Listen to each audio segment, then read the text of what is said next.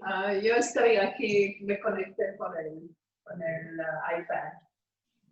Como siempre que tenemos estos encuentros por Zoom, les voy a pedir a todos que silencien sus micrófonos, ¿sí? Así hay claridad en el sonido y se escucha perfectamente lo que dice nuestro querido Rabino Nir. Después, cuando termine el Rabino, o si él solicita que alguien hable o abra para preguntas, pueden conectar su micrófono. Si no, cuando termine la charla, podemos todos opinar y socializar nuestras ideas. Antes de empezar, les cuento que estamos grabando todas las conferencias que tenemos, así que la persona que quiere, que no lo leen en la Yahúa, pero igualmente quiere el vínculo, con mucho gusto se lo entregamos. Le voy a pedir a nuestro presidente, a Daniel Lesch, que nos pueda dar la bienvenida a este nuevo espacio, y después sí, ya el Rabino Nir y su presentación. Buenas noches para todos. Es una alegría iniciar Esto se trata de un nuevo espacio de temas de distintas épocas. Nos vamos a transportar en el tiempo y de la mano del Rabino Nir vamos a ir buceando en el judaísmo profundo, en las distintas vertientes, con temas siempre actuales y siempre modernos. Gracias a todos por apoyar. Seguimos buscando novedades y esperamos que este ciclo, al igual como el de la Mishnah, pueda cumplir más de 70 eventos. Gracias y adelante, Nir, con el nuevo ciclo. Bueno, primero, muy agradecido. Me gustaría empezar este espacio con una declaración. Yo no tengo toda la verdad. Yo voy a exponer ideas y son ideas obviamente discutibles. Así que lo que vamos a tener más que una clase es una presentación corta para poder engancharnos, perdón, poder engancharnos con algo histórico. Voy a compartir con ustedes ciertas verdades, entre comillas, históricas, pero obviamente que vamos a poder discutir todo. Yo tengo opinión, obviamente, pero es una opinión y me gustaría oír la opinión de todos de una manera que, otra vez, yo no espero de este espacio de que ustedes presentan preguntas y el rabino da una verdad. No es la idea. La idea nuestra es profundizar un poquito a través de diferentes judíos interesantes, diferentes, y cuestionar nuestro judaísmo a raíz de esos judíos que nosotros vamos a conocer. Podemos tener una pregunta así en el background todo el tiempo, pensando, ¿esta persona enterraríamos en nuestros o no? Y es una pregunta que nos puede ayudar a entender, y a propósito la estoy subiendo así de una manera directa al principio, porque la vamos a tocar también más al final. Entonces, empecemos con la presentación. Si diría que vamos a hablar de Uriel da Costa, me imagino que entraría menos gente, y por eso no les dije que vamos a hablar de Uriel da Costa. Pero para hablar de Spinoza, debemos pasar primero por Uriel da Costa, y antes de hablar de Uriel da Costa, debemos hablar de Holland, Ámsterdam. Entonces vamos a empezar nuestro recorrido histórico. Ustedes saben que la época del siglo XVII, siglo XVI, entrando al siglo XVII, una época muy linda en Europa, mucha libertad de pensamiento, mientras pensabas que la Inquisición es la única manera que existe, sino difícil. Y los españoles, ellos son los que tienen la fuerza, y ustedes saben, quien tiene la fuerza tiene la razón, y ellos deciden quién puede pensar qué, y si no piensas lo que ellos piensan, de la manera más literal, te están matando. Entonces, empieza la Inquisición, que es parte de una larga historia. No es solamente que nosotros los judíos sufrimos de esa Inquisición, hay muchas otras personas, pero mucha gente empieza a escapar y salir de España, llegando a Holanda. ¿Por qué a Holanda? Holanda es, al principio son diferentes sectores, provincias que están ahí y yendo en contra de los españoles, se hartan y empieza la guerra de los 80 años. Todos los que esperan a una guerra que dura 80 años, no es así.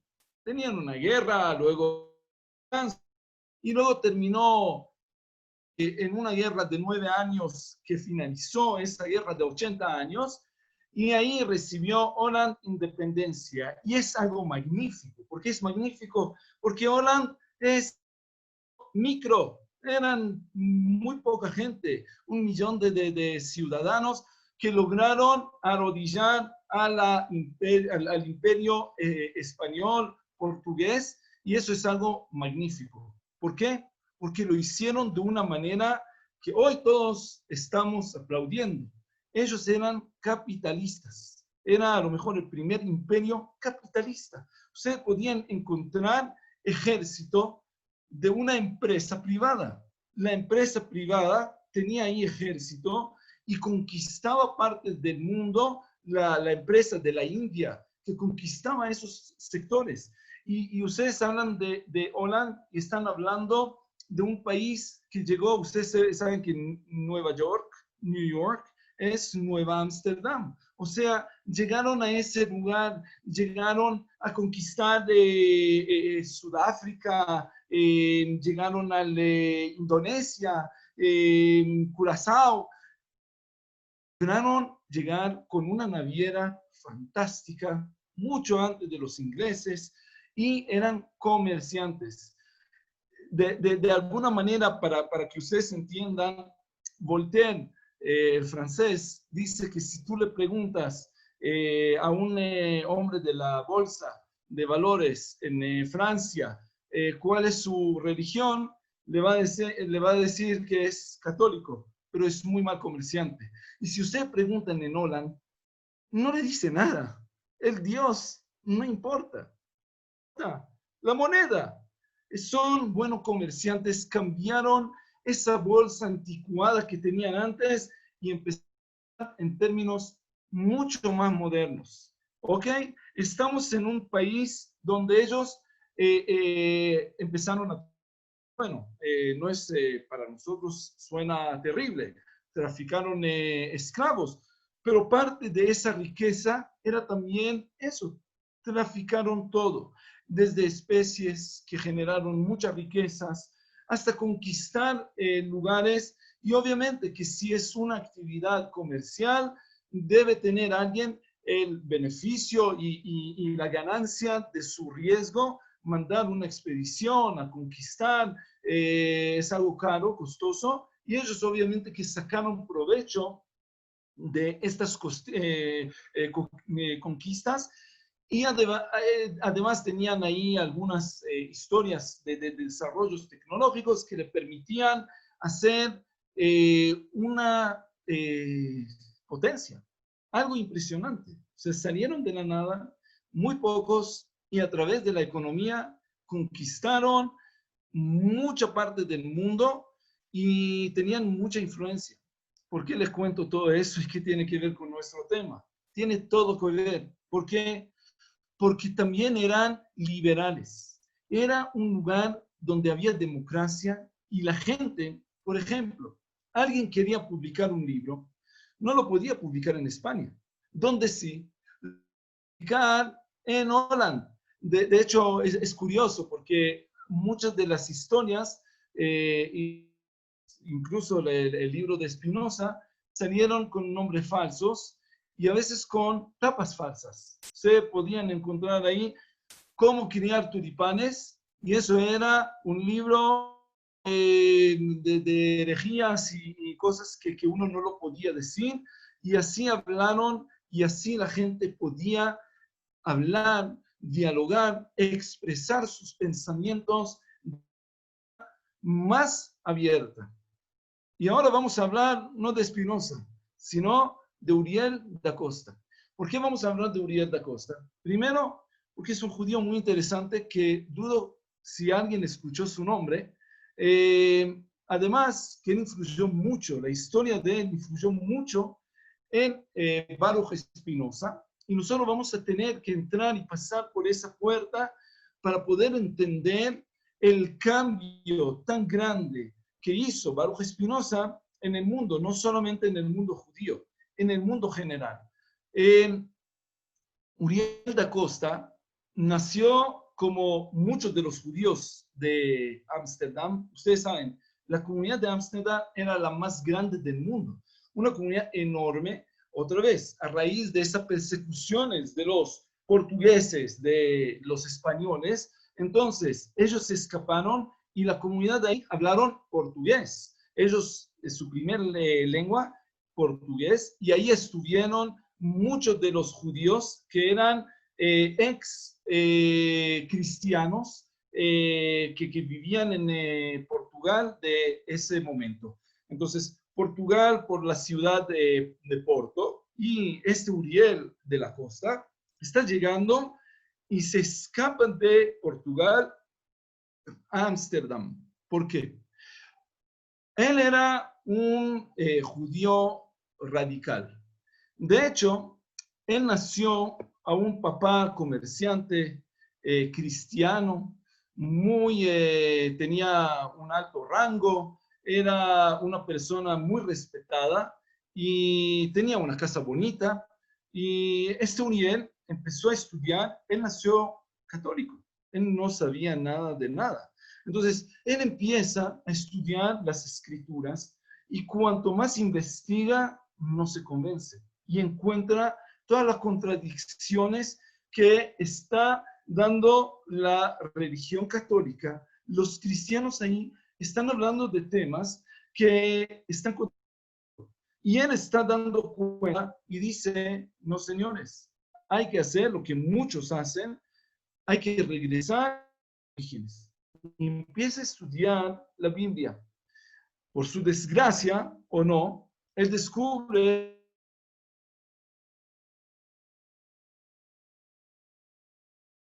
después de empezar a investigar, ese gen inquieto que tiene de investigar viene de unos papás judíos, pero obviamente que él ahí en Portugal no puede ser judío y él está manifestando en su libro, él escribe una autobiografía, Uriel da Costa, y en su libro él habla de cómo él, después de la muerte de su padre, él no podía enfrentarlo, pero él tenía mucho poder de convicción, logró convencer a la madre que tienen que salir de este lugar a tener la posibilidad de ser judíos, y ellos, él, su hermanito y su mamá se van a Ámsterdam y llegan ahí, y él hace su Brit Milá a los 22 años, ya grandecito, hace su Brit Milá y empieza a estudiar. Ustedes dirían, qué bien, pero no, una persona inquieta, una persona radical, es una persona que busca la verdad. Y la verdad no dejas de buscarla hasta que no la encuentras. Y cuando él llega ahí, empieza a cuestionar a la religión judía. Llega a empezar a tener unas ideas que le sacan pelos verdes a todos los rabinos de la comunidad de Ámsterdam y empieza a inquietar a todos. Él empieza desde un punto de vista diciendo, a ver, estudiando la realidad histórica, todos los que estuvieron con nosotros en la clase de Mishnah saben que el judaísmo no es el judaísmo, no es un solo bloque. Habían corrientes y muchas, pero él conoce y él habla de 3 corrientes principales. Y él se molesta mucho y dice, ¿cómo que hay solamente una corriente ahora? solamente los fariseos, y si no eres parte de ellos, no eres. ¿Cómo es posible que no permiten a todos los demás también opinar? Y él quiere empezar a regresar a un judaísmo más crudo. Lo que hizo Luther para la Iglesia Católica, hace el judaísmo y dice, empecemos a ser judíos bíblicos, regresemos a la fuente, empecemos a estudiar lo que es. Usted puede imaginar que a la comunidad judía no le gustó esa idea. ¿Y qué hace la comunidad judía? Quiero decir algo. En una conversación que tuve con Pablo, me dice, los judíos no excomulgan porque no comulgan. Entonces, primero no tengo otro término, pero en este caso voy a decir que sí excomulgan. La comunidad judía de Ámsterdam era una comunidad judía particular. Por primera vez de la historia, había una comunidad judía, pero que ellos estaban antes en otra religión. Salieron de la religión cristiana, de la religión católica, y entraron de nuevo a la religión judía. Así que tenían la manera de ver su propia realidad de afuera y de adentro. Una historia muy particular y muy interesante. Entonces, no voy a decir que lo excomulgaron, pero sí lo segregaron de la manera más fea. Un boicot 100%, no se puede hablar con él, no se puede hacer con él absolutamente nada, negocios, y se sale de Ámsterdam, se va a Hamburg, en Alemania, y obviamente que los judíos buenos también avisan a la comunidad de Alemania, miren, hacia allá va un judío rebelde, tengan cuidado. Por su suerte, el embajador judío también, es curioso, ustedes hablan de Ámsterdam, de Holanda, y para entender la libertad del pensamiento, el embajador de Marruecos era un judío en ese momento. O sea, hablamos de una apertura muy grande, pero la comunidad judía tiene dentro de la sociedad de Holanda autonomía. Y ellos pueden hacer lo que quieren.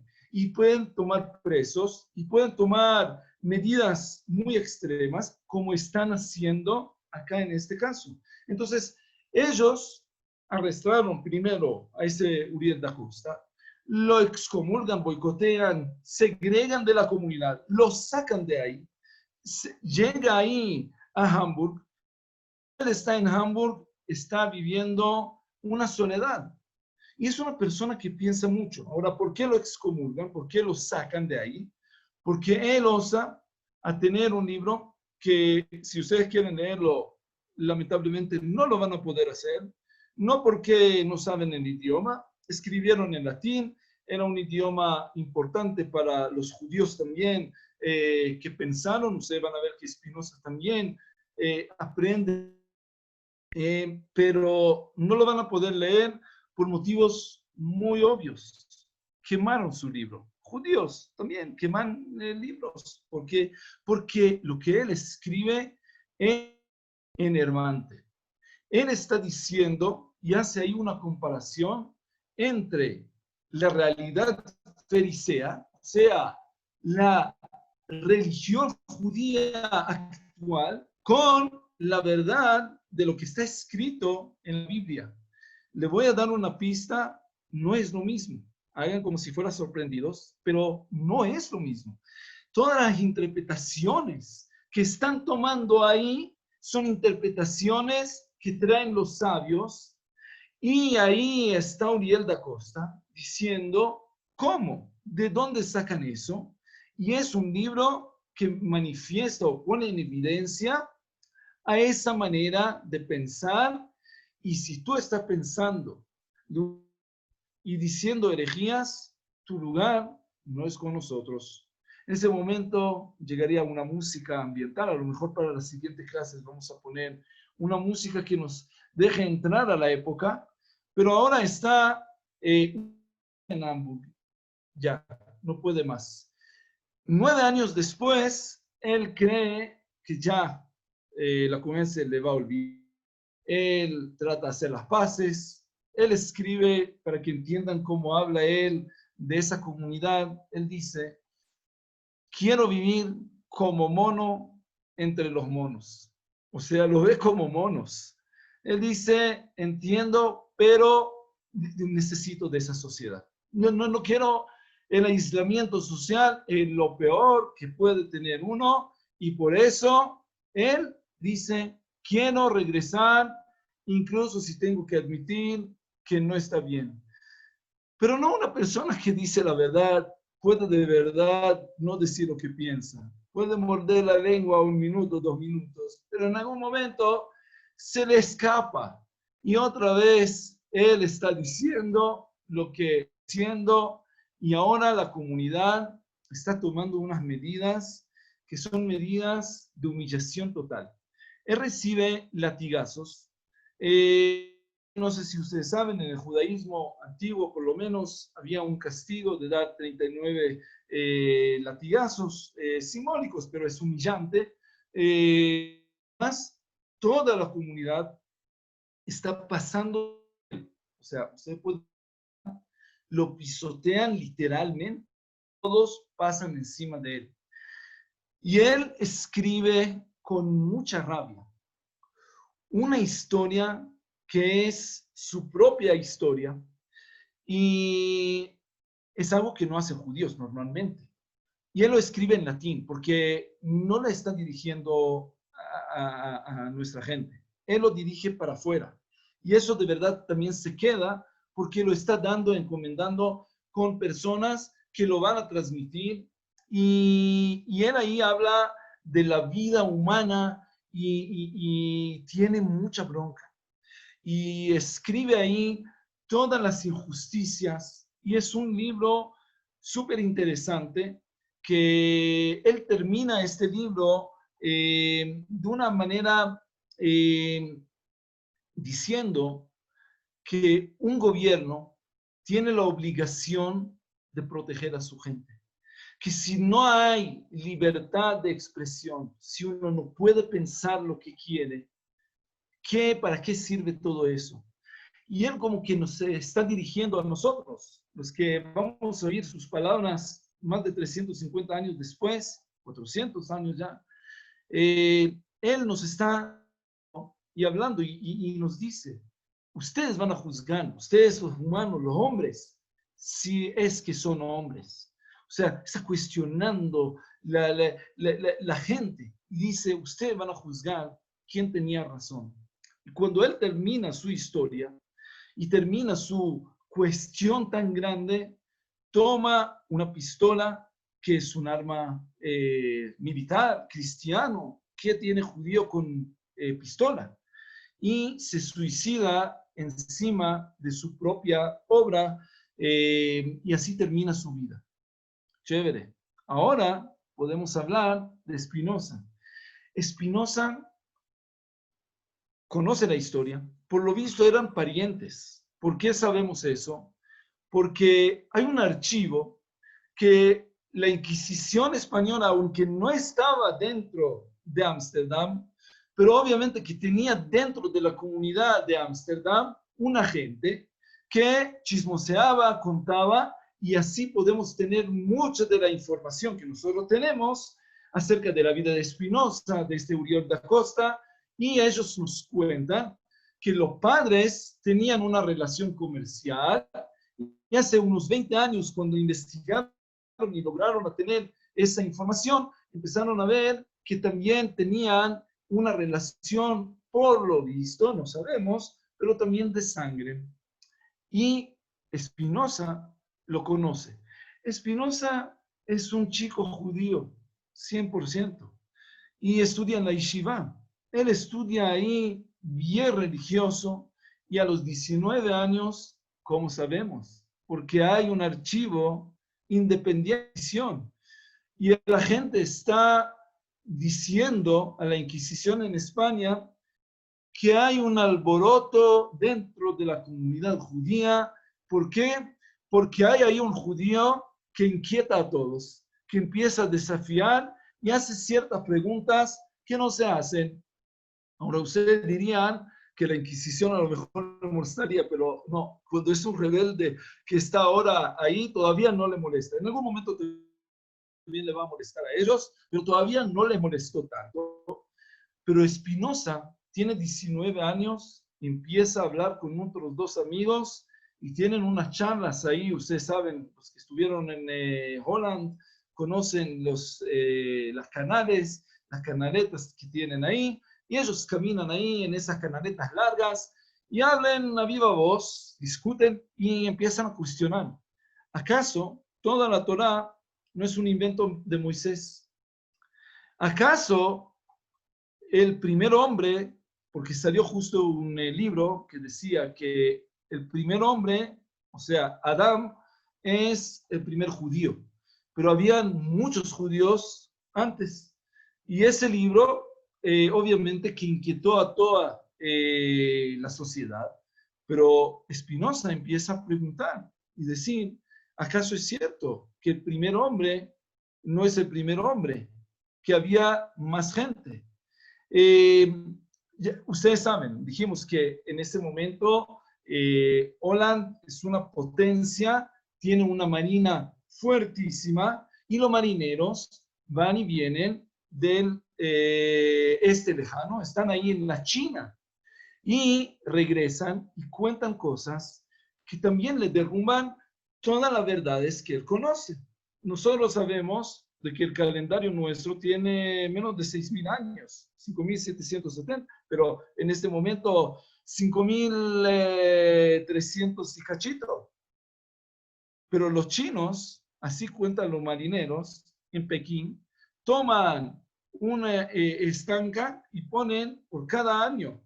Y ya tienen ahí 10.000 estancas que están en la tierra.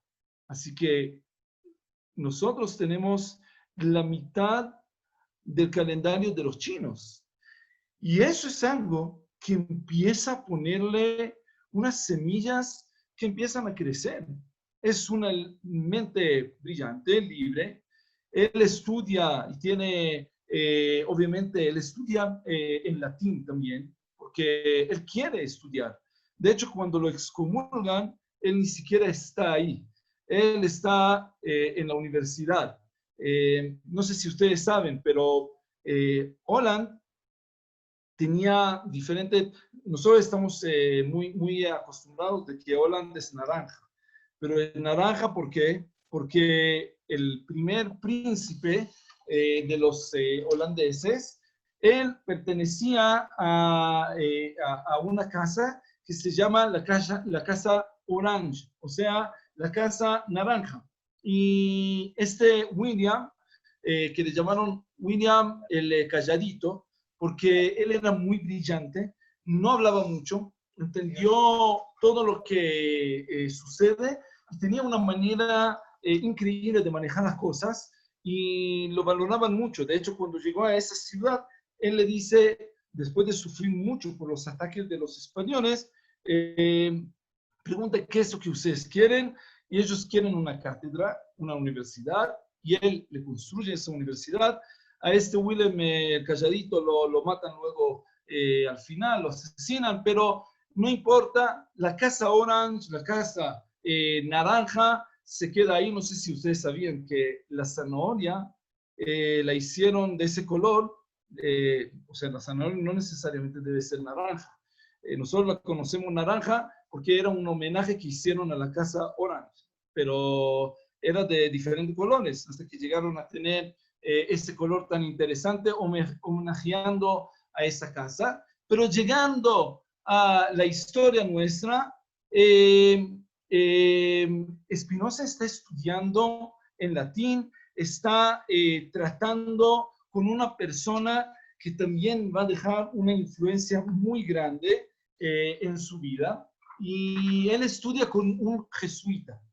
O sea, él tiene ahí un profesor que más papa que el papa, pero un papa rebelde, ya salió del camino y decidió de que no hay nada y que no existe nada y que la religión es una pura mentira. Y él enseña al joven Spinoza que está viendo al maestro que vive la vida loca, vive una vida hedonista, una vida súper chévere, y en este momento Spinoza empieza a cuestionar la esencia de todo lo que se está haciendo. Spinoza ya no cree en las religiones y no cree de la manera que nosotros entendemos ciertas cosas. Digo nosotros, hablo de la gente común que está pensando de un Dios que está fuera de la existencia, fuera de la creación, y ese Dios está tomando decisiones, se enoja, tiene deseos, te premia si te comportas muy bien. Un Dios bastante humano. Y Spinoza no cree en eso. Spinoza, para él, Dios no es eso. Luego vamos a ver que sí es, pero no es todo eso. Y él cuestiona y saca un librito, que este librito le va a dar vida a un mundo muy interesante. Pero primero, para darle la bienvenida al mundo interesante, tiene que salir de otro mundo. Y le da la salida del mundo del judaísmo. Él nunca entró al mundo católico, nunca se convirtió católico. Sí cambia su nombre y se llama Baruch, o sea, Benedictus. Él pone su nombre. Spinoza. Espina en español, ustedes saben qué es, ¿no? Y de verdad, en la espina en la parte trasera de mucha gente. Ellos lo veían como espina. Y ese Spinoza sale del judaísmo, y de hecho, si ustedes quieren hablar de la persona, la primera persona que no tiene religión, o sea, una persona laica, es Spinoza. Él es el primer mártir de lo que nosotros podemos llamar la época que luego va a entrar a Francia, etcétera, pero del conocimiento y de esa época iluminada, pero Spinoza es el primero. En aquella época no se puede vivir sin una religión, no puedes sin pertenecer a una sociedad. El primero que lo hace es él. Él sale de todo, vive sin, y por eso esa rebelión empieza a interesar a toda la comunidad, judía y no judía. Empiezan a ver qué es lo que pasa dentro de la comunidad judía, y Spinoza, que saca este librito chiquito, no pone ahí su nombre, pero todos empiezan a chismear y dicen que es él.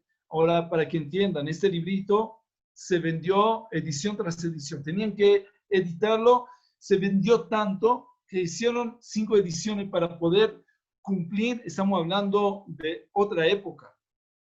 Ahora, Holland de la época es algo impresionante. ¿Por qué? Porque es la primera sociedad. Hoy nosotros no lo entendemos porque vivimos en una época de abundancia, pero es la primera sociedad que tiene abundancia, que pueden tener, eran la nación más rica del mundo, a lo mejor de la historia.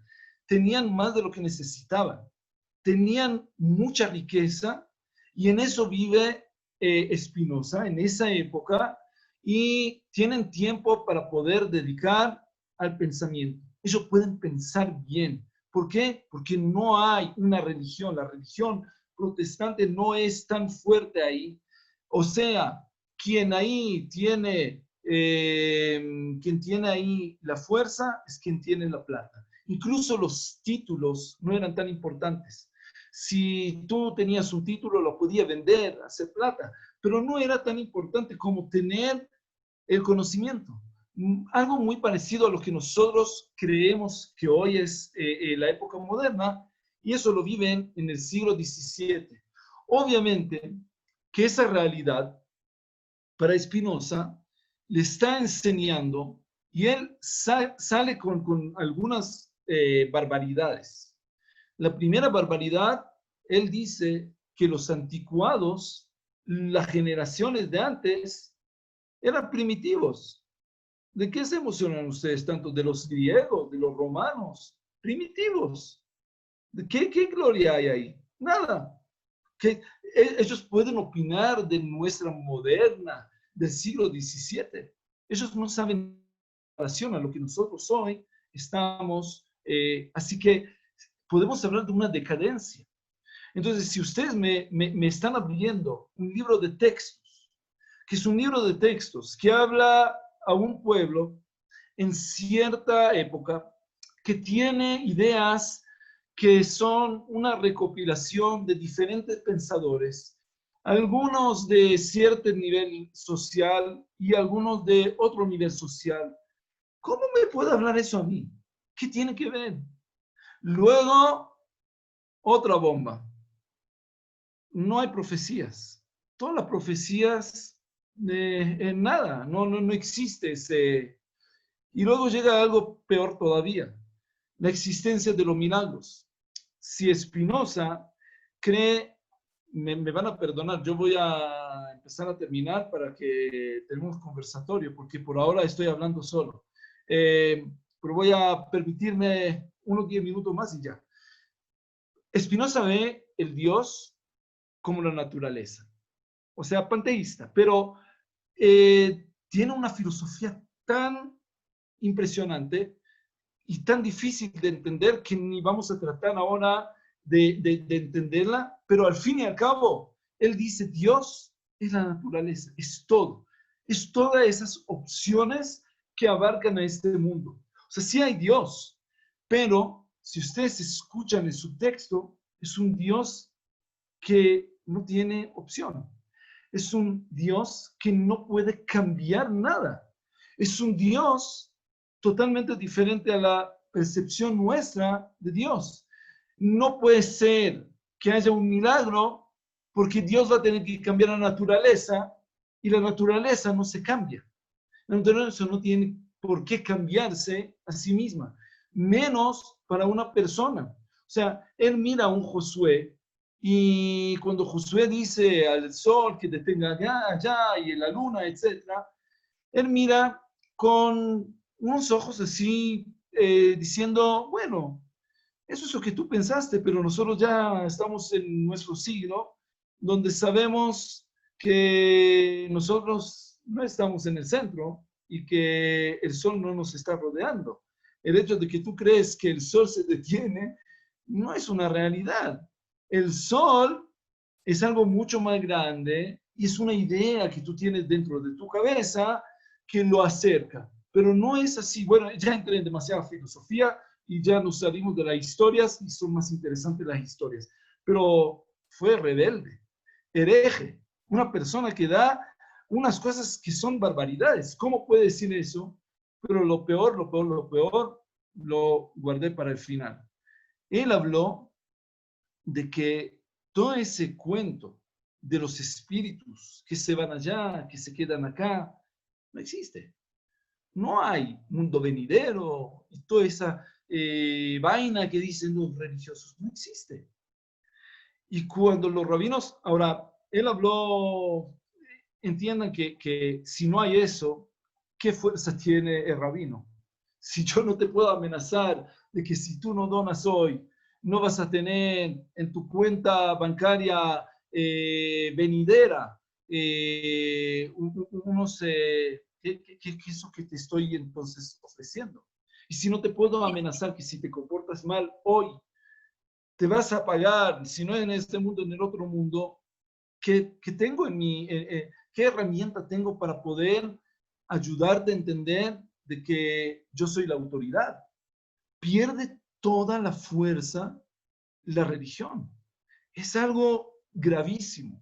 Usted puede imaginar que la reacción de la comunidad judía de Ámsterdam es violenta.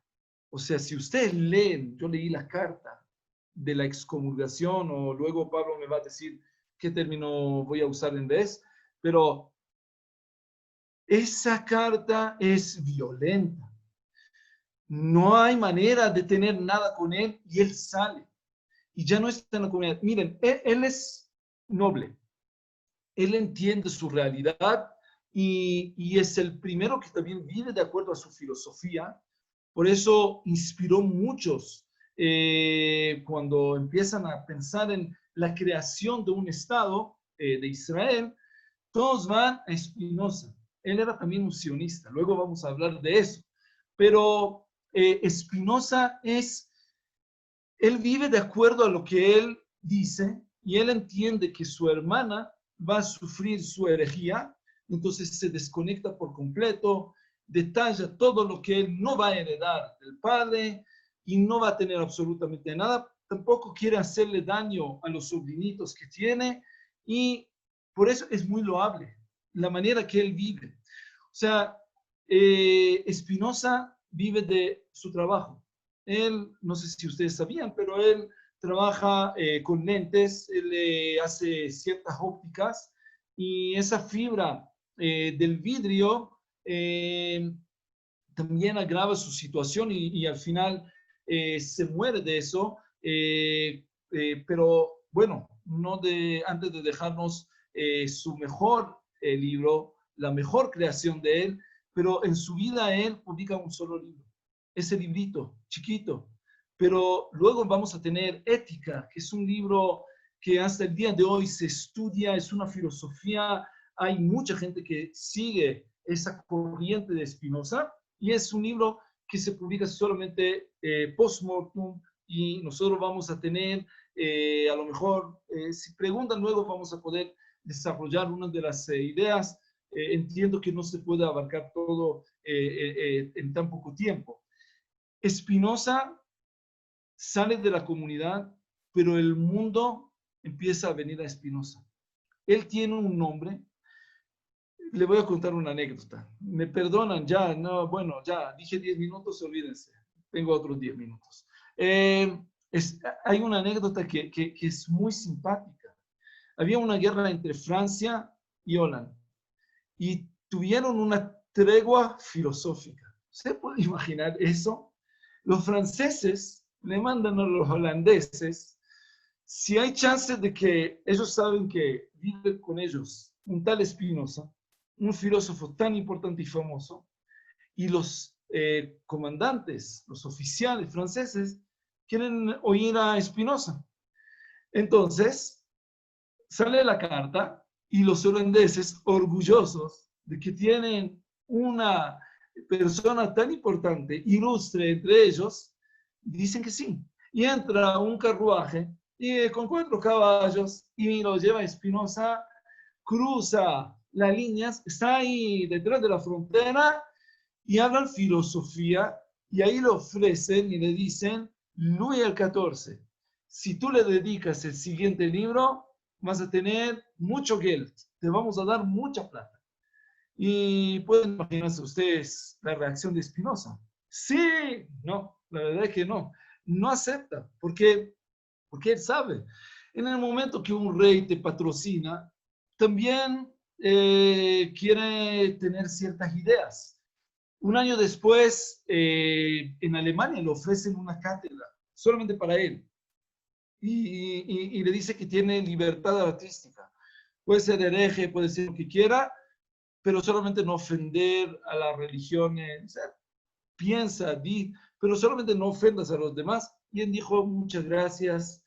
Si me sacan de acá de Ámsterdam, de donde yo puedo pensar en verdad, no es para mí.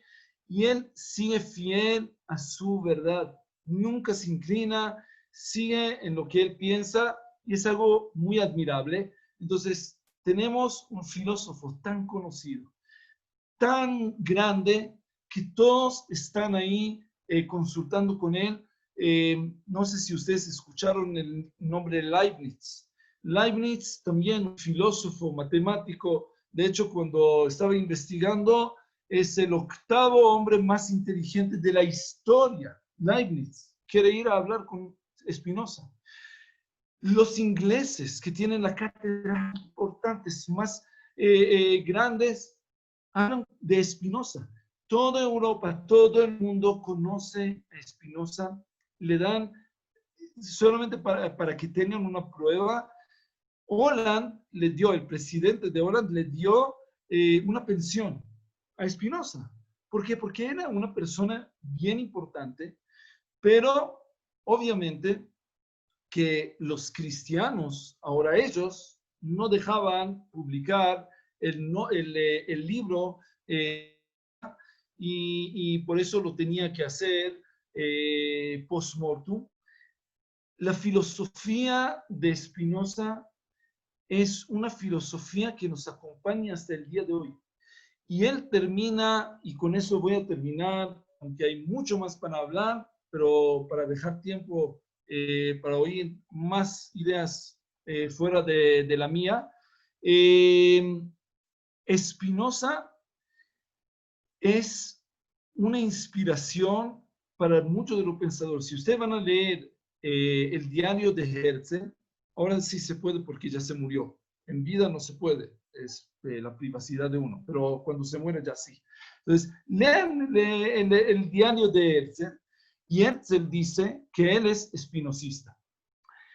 Spinoza dice, siglo XVII, ¿ok?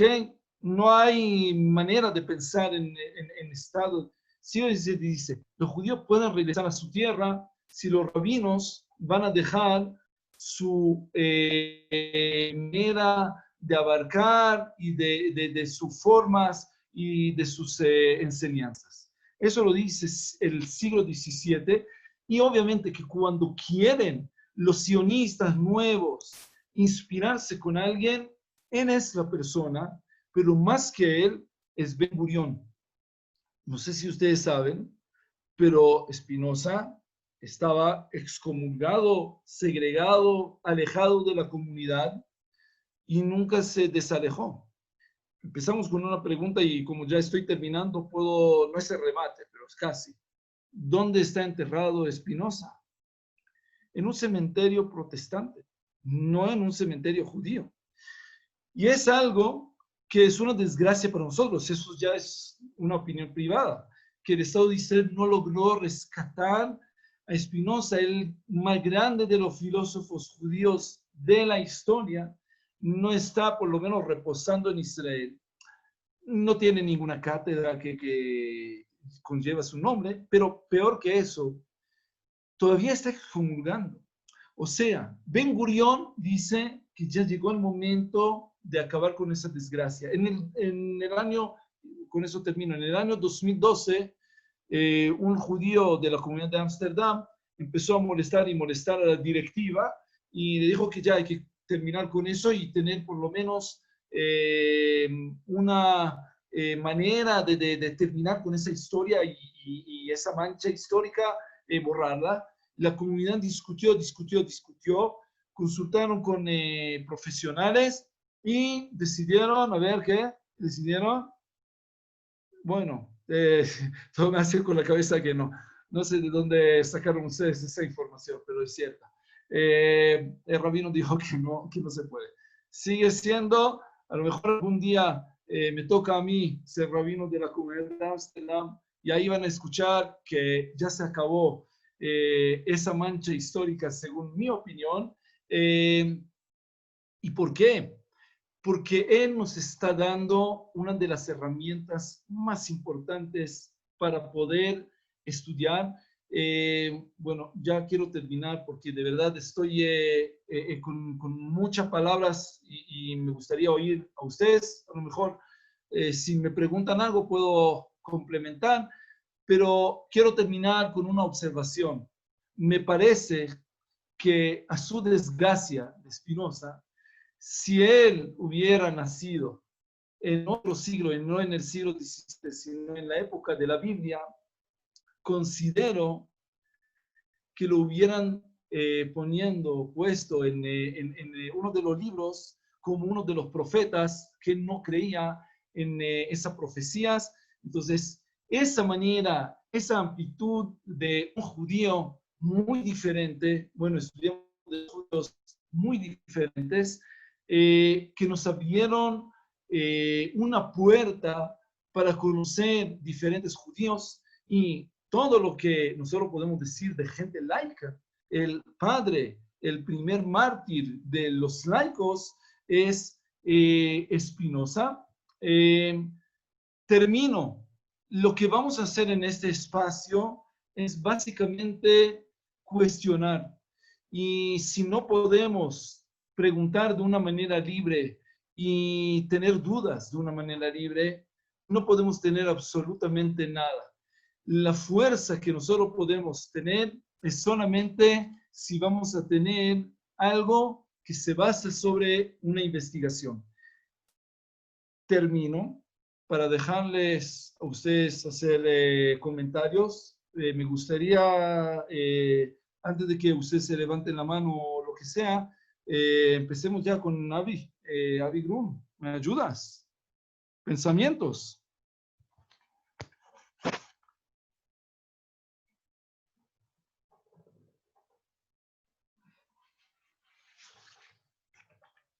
¿Me escuchan o no? Te escuchamos. Ah, bueno. Lo que pasa es que yo primera vez que voy a hablar de estas cosas. Se puede hacer shehriano. Realmente muy interesante tu charla, Luis. Absolutamente interesante tu charla. Bueno, ahí ustedes ven atrás, lamentablemente no puedo evitar este cuadro. Pero supongo que Spinoza habría estado bastante contento. Lo que me cabe, el pensamiento que me cabe a mí es lo siguiente. Yo creo que nuestro primer, si se quiere, guerrillero en la religión judía es evidentemente Jesús. Y a él, bueno, ya sabemos la suerte que corrió, ¿no? Spinoza, creo que es nuestro segundo guerrillero. Él tuvo más suerte, aunque también creo que murió relativamente joven. La verdad es que yo no sé qué tipo de judaísmo se reivindica. Y no sé por qué, por ejemplo, un rabino le pone en un pedestal tan elevado a una persona que propugnó el pensamiento libre, vale decir, el pensamiento que no está sujeto a lo que es la religión, vale decir, a dictámenes que provienen de una Biblia que te dice lo que es y lo que no es, y donde no se cuestionan las cosas, simplemente se las obedece. Y él, creo que Spinoza, por lo menos así lo entiendo yo, y no solo Spinoza, sino cualquier pensador, lo que hace es, lo que dice, lo que piensa es que él quiere ver pruebas tangibles, y llamémoslas científicas, para poder convalidar cualquier tipo de, entre comillas, verdades u opiniones. Y lo que tiene de interesante eso es que esas verdades son transitorias, porque cuando se demuestran que ya no cabe por cualquier motivo esa demostración, pues esa verdad cae y se adopta una nueva verdad. Ahora bien, lo importante a la final es para nosotros, ¿qué rol va a jugar la religión para nosotros? El rol de Spinoza, que es un cuestionador y un libre pensador, o el rol, por ejemplo, del rabinato de Israel, que le tiene sometido a todo un pueblo y que nos dice quién es judío y quién no es judío, y además está metido en política, algo que justamente en la época de Spinoza se separó, por lo menos para el mundo cristiano. Entonces, no sé, cada cual sabrá cuál es el elemento relevante en su propia evaluación, en su vida, en su trascendencia, qué quiere, qué tipo de visión, qué tipo de filosofía.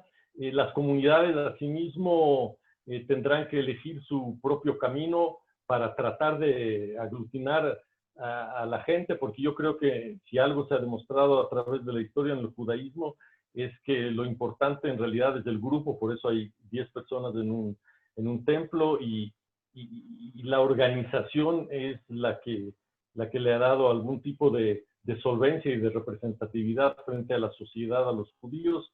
Bueno, eso es básicamente lo que yo puedo decir. Realmente no hay respuestas concretas, pero pensamientos. Gracias. Levantó la mano Pablo Vetter. Pablo. Gracias. Yo quiero hablar de Spinoza. Y quiero ser respetuoso, Rabino. No te quiero maltratar. No me maltrates. Pero sí quiero puntualizar algunas cosas. No fue ni liberal ni capitalista. Tampoco tuvo presidente. Hasta hoy no tiene presidente.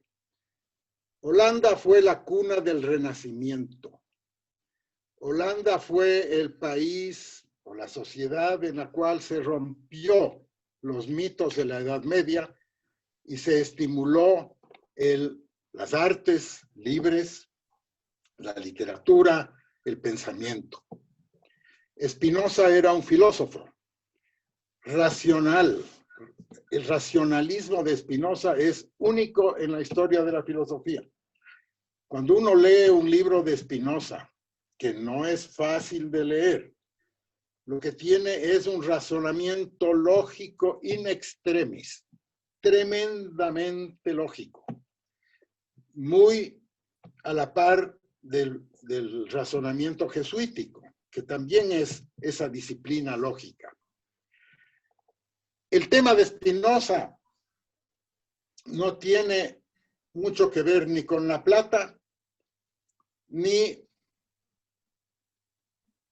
obviamente con la comunidad judía que lo expulsa, obviamente, y lo expulsa una corte rabínica, o sea, es una expulsión de la religión, y la carta que le mandan es terrible. Pero ¿cuál es el pecado de Spinoza? El pecado de Spinoza es plantear una contradicción que hay en la filosofía. Y a propósito, él fue admirador de filósofos griegos. Él estudió a Aristóteles y a Sócrates y a Platón. Obviamente que sí. Pero la gran contradicción es el concepto de lo infinito y lo finito. Y él sostiene que el universo es infinito, que no hay una primera causa del universo ni una última causa del universo. Y como consecuencia de ese razonamiento, él dice, no puede haber otro infinito. No puede haber un Dios, que es creador de todo, si el universo es infinito. Quiere decir que no lo creó nadie, que su propia fuerza la que genera la vida del universo y de los seres vivientes y no vivientes que viven en el universo. Esta es la contradicción que plantea Spinoza. Y al negar la posibilidad de un ser supremo, creador del universo, él niega la base de todas las religiones, por lo menos de las religiones de Occidente, judeo-cristianas y islámica también. Entonces, la negación de la religión es producto de un pensamiento lógico, racionalista, totalmente racionalista, que es lo nuevo que aporta al pensamiento humano. Esa es la Holanda de esa época. Sí, también fue un imperio poderoso. La compañía del sur de India, por ejemplo, la naviera, etcétera. Pero ha habido imperios mucho más grandes y más poderosos que Holanda. El poder de Holanda en el contexto del estudio de Spinoza no es el capitalismo, ni el dinero, ni nada, es el pensamiento filosófico. Y ese pensamiento profundo, de una profundidad difícil de apreciar sin una formación filosófica básica, lleva a esta conclusión y a la fundación del panteísmo. La idea panteísta es una idea que nace con Spinoza y es la idea de que el universo es infinito y por lo tanto es el único infinito que hay, que no hay una fuerza sobrenatural que nos gobierna, nos dirige, etc. Y es profundamente ético. O sea, la ética no necesariamente viene de la religión. Hay una ética religiosa, obviamente, pero no necesariamente viene de... Uno puede tener una vida de moralidad y de ética sin ser creyente o sin ser religioso. Esta es la contribución de Spinoza. Difícil, muy difícil de discutir con Spinoza, porque es tan racionalista su construcción teórica, filosófica, que es muy difícil discutir en términos racionalistas. Pero la base de Spinoza no es la fe, es la razón. Y ahí es donde tiene conflicto con las religiones. no es un antijudío, no es un anticatólico, no es un antiprotestante, es un antirreligión. Porque la religión no se compadece con la idea de un universo infinito. No, Spinoza no es anti nada, es pro sus ideas y obviamente que la economía no es el punto clave. La liberación es el punto clave, pero la economía puede prosperar donde hay libertad. Y esa es una de las cosas que Spinoza sí está diciendo. Él está marcando Holland, si lees sus escritos, cuando él quiere describir, tiene esa masa también política, entonces él sí habla política, y cuando él describe un país moderno, cómo debe ser, él describe a un país que permite una libertad de pensamiento, una libertad de expresión, que el país defienda a sus miembros. Él está cuestionando cómo el país no defiende a sí mismo, de la comunidad, etc. Pero de todos modos, sí, es un país liberal. La liberación de todas las estrictas maneras que vive Europa en ese momento es en Ámsterdam.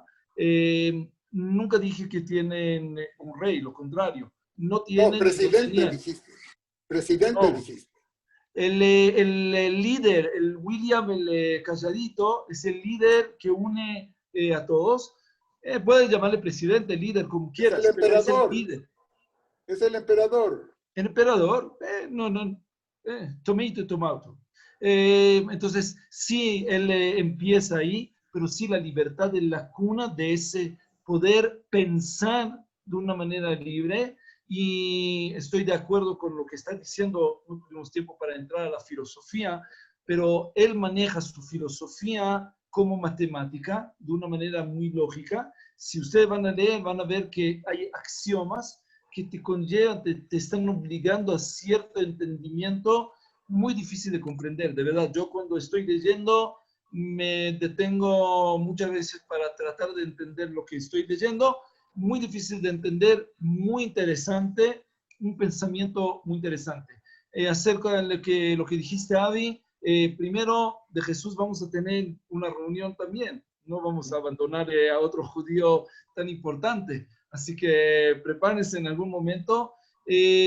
¿Por qué un rabino está poniendo en un pedestal y empieza con eso? Es una buena pregunta. ¿Por qué? Porque debemos, para entender quién somos, empezar a entender cuál es la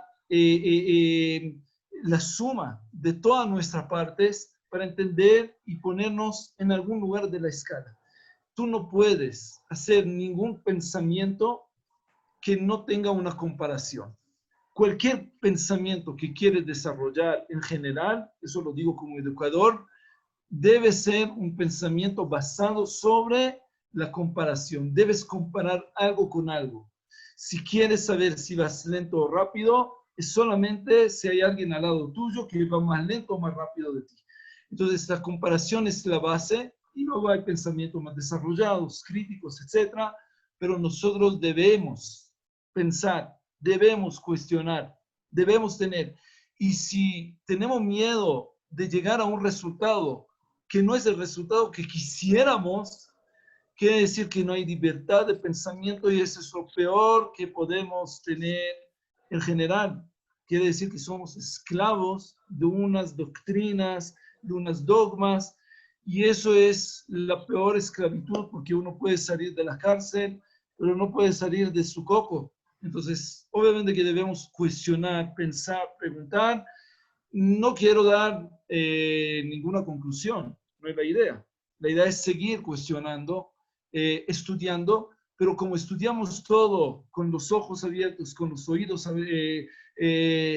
atendidos para escuchar todo, cuando estudiemos de Rebbe de Lubavitch, también vamos a estudiar de la misma manera. Vamos a escuchar, ojalá nos presente a alguien de Lubavitch, su pensamiento, su manera, su forma, y nosotros, sin criticar, vamos a entender la filosofía de ellos y nos vamos a saber ubicar en ese espectro tan amplio que es el judaísmo. Y bueno, seguramente vamos a tener algunos resultados interesantes. Perdón, seguimos con las preguntas. Sí, el señor Adolfo levantó la mano. ¿Pueden encender su micrófono y hacer el comentario y la pregunta? Buenas noches a todos, un gusto poder compartir esta charla.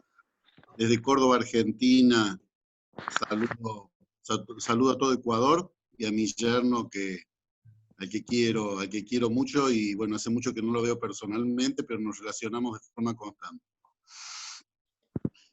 Yo, sin hacer un análisis muy profundo sobre Spinoza, tomé nota de 3 o 4 palabras. No me voy a extender demasiado en el análisis, pero primero quisiera identificar al personaje del cual estamos hablando. Vuelvo a repetir con poquitas palabras.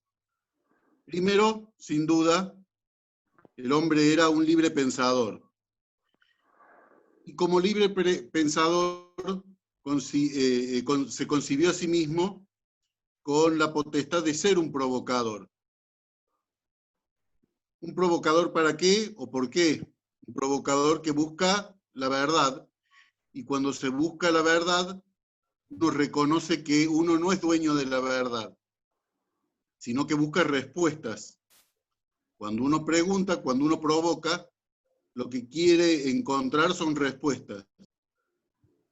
Cuando nos encontramos con gente que tiene esta característica, genera violencia en otros.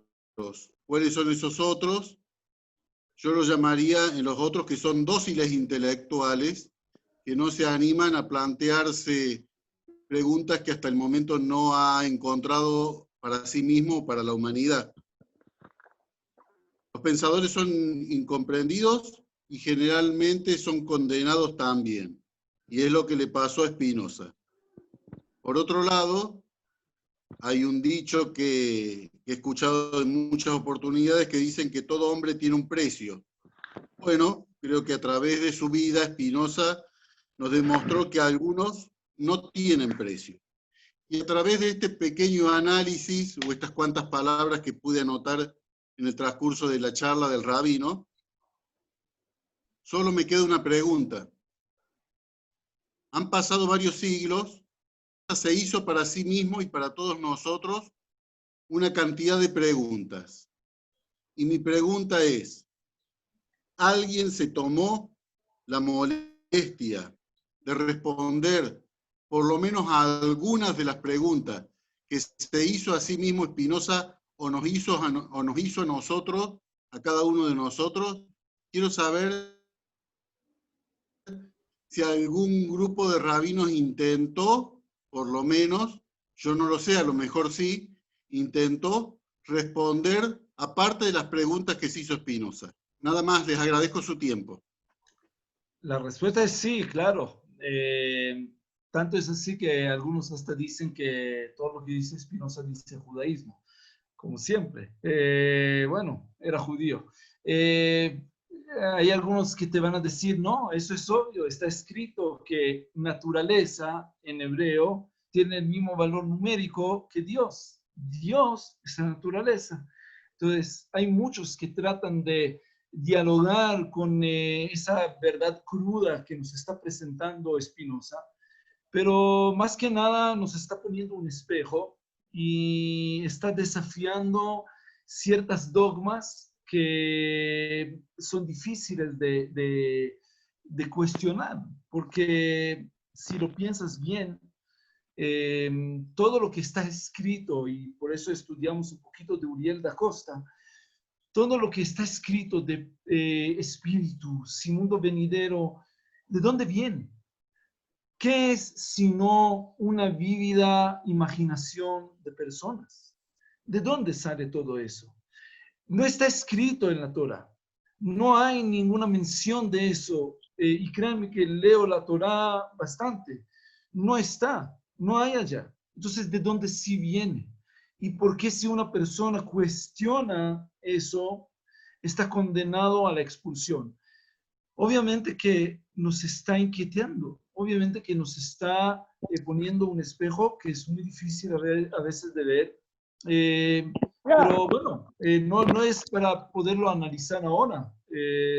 Escribí un libro entero sobre esas cuestiones, entonces no lo voy a reducir en 2 minutos, pero sí, las preguntas son muy válidas, muy interesantes y nos obligan a un pensamiento, 100%.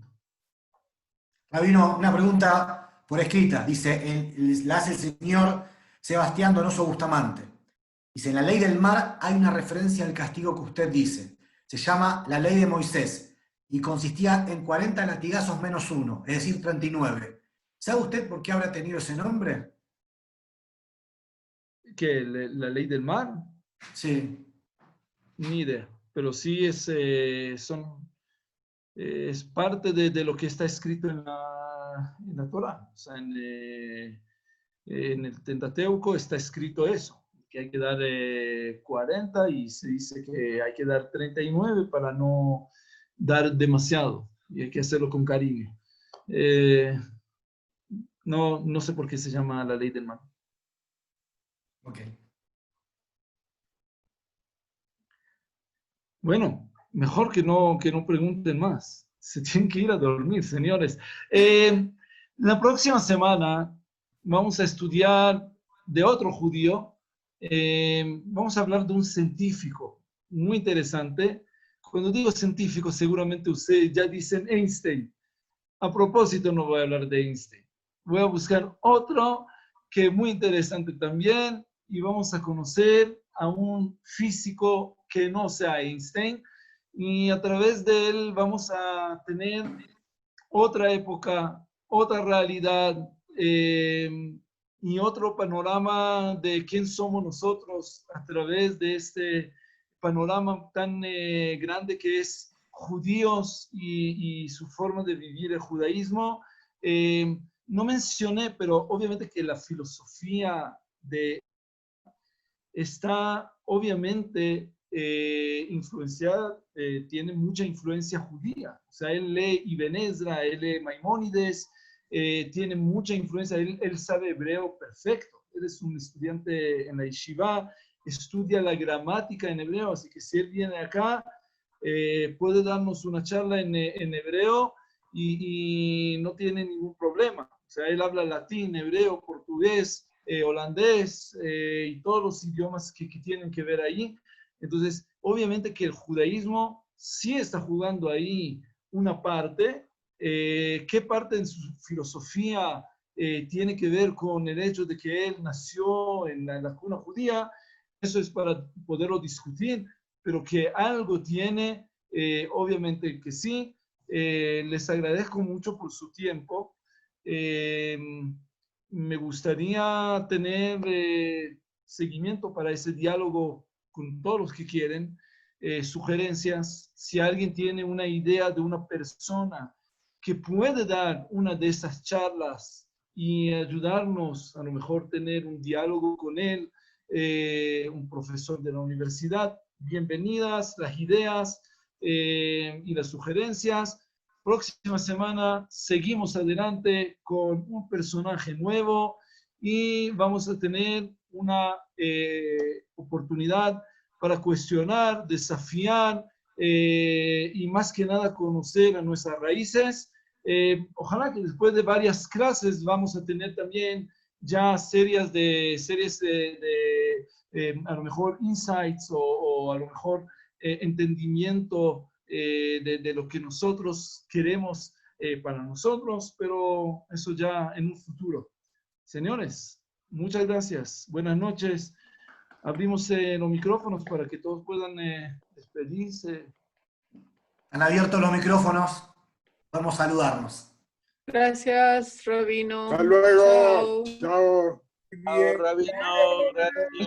Mañana nostalgia. Mañana nostalgia con Doña Lea. Menciona Mañana nostalgia con Lea. Gracias, Rabino. Gracias, Rabino.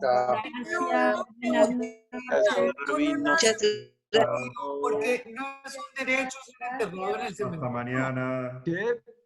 Si uno nace judío, no es un derecho ser enterrado en el cementerio, aunque sea rebelde. No, si está expulsado. Pero es una buena ¿Cómo te pregunta. pueden expulsar si es por nacimiento? Es una buena pregunta. ¿Quién define, quién tiene ¿Quién tiene el derecho? Por nacimiento eres judío y si tus ideas son diferentes, ¿por qué no te pueden dar el derecho de estar con el resto de tu gente? Yo estoy dolido a eso. Te digo que no estoy de acuerdo, pero yo vivo en el siglo XXI. Esos pensamientos no son productos de este siglo. Son pensamientos que son productos de otros momentos. La expulsión, sacar a una persona por sus ideas.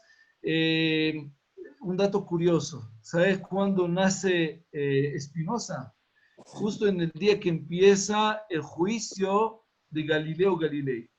Así que, interesante, nosotros tenemos una vida que de alguna manera está llena de esa manera de, si no puedes decir un argumento bueno, ustedes saben que había un primer ministro que tenía, cuando vieron él escribió al lado de su discurso unas notitas, y al lado del discurso dijo, ese argumento hay que gritarlo, es muy flojo. Muchas veces cuando no tenemos argumento, gritamos, expulsamos, y de esta manera fácil viene la educación.